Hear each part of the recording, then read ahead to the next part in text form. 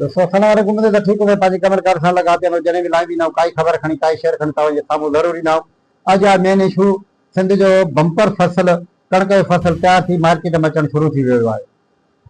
कणक ज़ख़ीरा कंदड़नि ऐं फूड अथॉरिटी जे तरफ़ां मनपसंद माण्हू खे बारदारूं ॾियणु शुरू करे ॾिना आहिनि ऐं सिंध हुकूमत जे तरफ़ां जेको ख़रीदारी शुरू करण जो ऐलान कयो आहे उहो 1 अप्रैल खां शुरू कयो वियो आहे।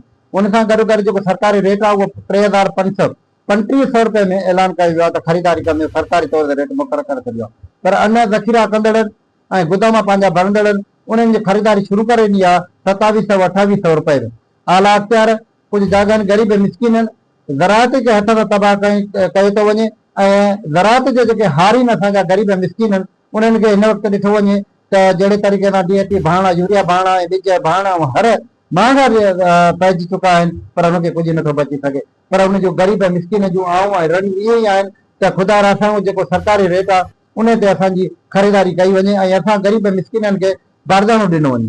पर छा आहे त बारदानो जेको आहे सिंध हुकूमत जे तरफ़ां वॾेरनि भोतारनि खे MP MNN खे पंहिंजे कोटा तौर ते कॾो बि इशू कयो वियो आहे ऐं गुदाबनि खे पासको वारनि खे पाण ख़ुदि उनजो इंटरव्यू जेके आहिनि ऐं असांजे जेके ख़रीदारी मर्कज़ आहिनि उहे तीरे वोट बबरले में जेके शुरू थी आहिनि जेके फूड अथॉरिटी जे तरफ़ां पंहिंजा SDO मुक़ररु करे विया आहिनि मनपसंद माण्हू मुक़ररु करे विया आहिनि उहे ख़ासि करे जिलानी हाउस जा आहिनि ऐं ख़ासि करे पाकिस्तान पीपल्स पार्टी जा मनपसंद उहे माण्हू मुक़ररु कया विया आहिनि। जीअं आला अख़्तियार पंहिंजा बरदान तरफ़ां बि बचा आहिनि ऐं आहिनि बि ज़ख़ीरा जेके कंदड़ आहिनि उहे बि पंहिंजा ई हुजनि। पर ग़रीब मिसकिन जे हिन वक़्तु ॾिठो वञे त कुझु बि नथो बची सघे।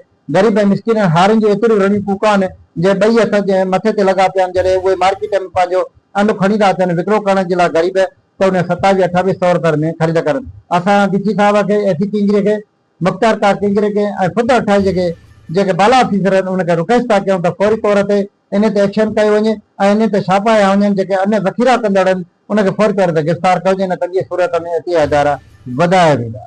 वॉइस ऑफ प्रायल YouTube चैनल तव्हांजो पंहिंजो चैनल वॉइस ऑफ प्रायल पेज खे YouTube चैनल खे सब्सक्राइब करण सां तव्हांखे ताज़ा तरीन ख़बरूं ॾिसण था ईंदा। तव्हां जेको बिलट वग़ैरह न करंदो तव्हांजो साथी हक़ सच जो साथी नियाज़ अली सोलंकी इजाज़त ॾींदा। अस्सलाम वालेकुम। नेक्स्ट टाइम में इंशाल्लाह नई का ख़बर खणी तव्हांजे साम्हूं ज़रूरु अचे।